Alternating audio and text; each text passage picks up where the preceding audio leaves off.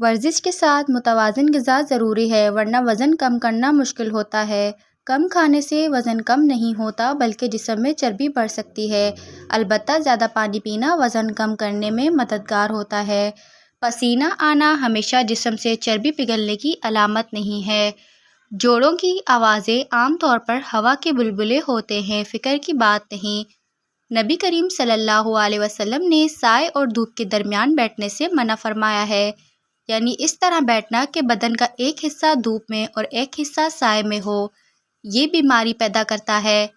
حضرت انس رضی اللہ تعالیٰ عنہ فرماتے ہیں کہ نبی کریم صلی اللہ علیہ وسلم جب مرض الوفات کی سخت تکلیف برداشت فرما رہے تھے تو حضرت فاطمہ رضی اللہ تعالیٰ عنہ نے عرض کیا کہ ہائے ابا کی تکلیف۔ نبی اکرم صلی اللہ علیہ وسلم نے ارشاد فرمایا کہ آج کے بعد تیرے باپ پر کچھ تکلیف نہیں رہے گی، بے شک آج تیرے باپ پر وہ اٹل چیز آ اتری ہے، یعنی موت، جو قیامت تک کبھی کسی سے ٹلنے والی نہیں۔ صبح سورج کی روشنی وٹامن ڈی حاصل کرنے کا بہترین ذریعہ ہے۔ وٹامن ڈی کی کمی سے ٹی بی اور دیگر بیماریوں کا خدشہ ہوتا ہے۔ صبح سورج کی روشنی سے حاصل ہونے والا وٹامن ڈی انسان کے مدافعتی نظام کو مضبوط رکھنے اور اچھے دماغی صحت کو برقرار رکھنے کے لیے بھی اہم ہے۔ کھیرا کھانے والے انسان کو سانس کی بیماری نہیں ہوتی اور چہرہ ہمیشہ تر و تازہ ہوتا ہے۔ شوگر ہو یا دل کی کوئی بیماری ہو تو بادام کو اپنی خوراک میں شامل کر لیں، یہ مسئلہ حل ہو جائے گا۔ ضرورت سے زیادہ کھانا دماغ کو کمزور کر دیتا ہے اور موٹاپے کا باعث بنتا ہے۔ انڈے ابالنے کے بعد ٹھنڈا کر کے نہ کھاؤ ورنہ دمہ اور متلی کی بیماری میں مبتلا ہو سکتے ہو۔ غسل خانے اور باتھ روم میں بولنے سے بھولنے کی بیماری لگتی ہے۔ اگر بوڑھے دکھائی دینے لگو تو روزانہ صبح بھگوئی ہوئی 2 انجیر کھاؤ اور چھوٹی مکھی کا شہد استعمال کرو، دوبارہ جوان دکھائی دینے لگو گے۔ سوتے وقت احتلام ہوتا ہے تو اسپغول دودھ میں ڈال کر پیا کرو۔ اگر ہونٹ کالے پڑ جائیں تو دہی کی ملائی لگا کر سو جاؤ، ہونٹ لال ہو جائیں گے۔ خارش کا مسئلہ زیادہ ہو تو بڑے گوشت اور ان تمام چیزوں سے دور رہیں جن کی تاثیر گرم ہوتی ہے۔ اگر دماغی ٹینشن رہتی ہو تو پانی زیادہ پئیں، اس سے دماغی ٹینشن ختم ہو جائے گی۔ پاؤں کی خوبصورتی کے لیے دودھ کی بالائی میں سیب کا سرکہ ملا کر استعمال کریں۔ جن لوگوں کو بلغم کی شکایت رہتی ہو وہ لوگ بیگن کا سالن کھایا کریں۔ بیگن بلغم خارج کرنے کے لیے بہت مفید ہے اور یہ دل کو تقویت دیتا ہے۔ دن میں 1 مرتبہ سونف منہ میں ڈال کر چبانے سے منہ کی بدبو دور ہو جاتی ہے۔ انڈوں کا ابلا ہوا پانی ضائع نہ کریں بلکہ ٹھنڈا کر کے چہرہ دھو لیں، چہرے کے دانے ختم ہو جائیں گے۔ عاجزی اختیار کریں اور یہ مت سمجھیں کہ آپ دوسروں سے بہتر ہیں، آپ خاک ہیں اور خاک ہی میں لوٹ جائیں گے۔ پستہ دماغ کو قوت دیتا ہے، پیاس مٹاتا ہے اور وبائی امراض سے بچاتا ہے۔ انجیر کھانسی سے بچاتی ہے، دل کے مریضوں کے لیے بہت فائدہ مند ہے۔ ہائی بلڈ پریشر کو روکتی ہے، ہڈیوں کے لیے بہت مفید ہے۔ جسم میں کولیسٹرول بڑھانے کا مسئلہ ہو، پکوڑے بناتے وقت اس میں سوڈا استعمال نہ کرو ورنہ بلڈ پریشر بڑھ کر لیول ہائی ہو سکتا ہے۔ رات کے وقت صرف 3 بادام کھا کر سونے سے چہرے کی جلد چمکدار اور صاف رہتی ہے۔ پانی زیادہ استعمال کرنے سے جسم میں نمکیات کی کمی نہیں ہوتی۔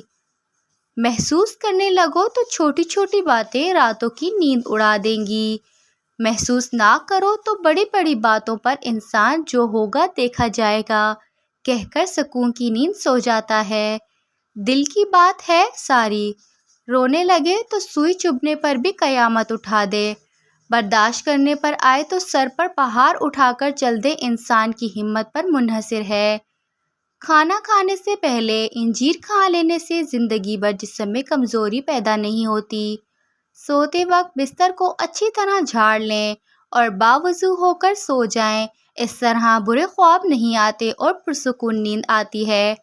اگر آپ کا پیٹ بھر رہا ہے تو روزانہ کچا فالسا کھانے سے پیٹ کم ہونے لگتا ہے۔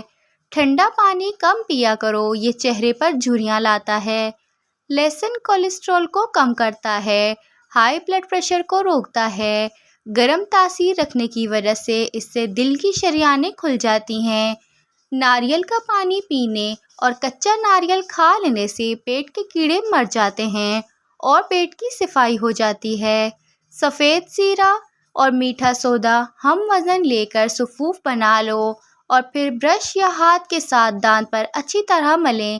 یہ دانتوں کا خون صاف کرتا ہے، دانتوں کی میل اور پیلے پن کو بھی دور کرتا ہے اور مسوڑھے بھی ٹھیک ہو جاتے ہیں۔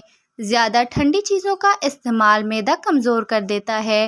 نہار منہ دہی کھانے سے نظام انہضام بہتر ہوتا ہے اور وزن میں کمی کا باعث بنتی ہے۔ دودھ میں الائچی ڈال کر پی لیا کرو، بدن کی تھکاوٹ فوری طور پر ختم ہو جائے گی۔ دودھ میں سیب کا رس ملا کر پینے سے چہرے پر نکھار آ جاتا ہے۔ اگر آپ کو معدے کی کمزوری ہو جائے تو ساگودانہ 1 کپ دودھ میں پکا کر کھا لیں۔ انشاءاللہ چند دن استعمال کرنے سے معدے کی کمزوری کسی بھی ہو دور ہو جائے گی۔ زیادہ ٹینشن لینے اور زیادہ سوچنے سے چہرے پر جھریاں جلدی پڑ جاتی ہیں۔ مچھلی کا تیل ناک میں ڈال دیا جائے تو پیٹ کی چربی پگھل جاتی ہے۔ کھیرا بطور سلاد چند دن کھا لیا جائے تو سانس کی بیماری ختم ہو جائے گی۔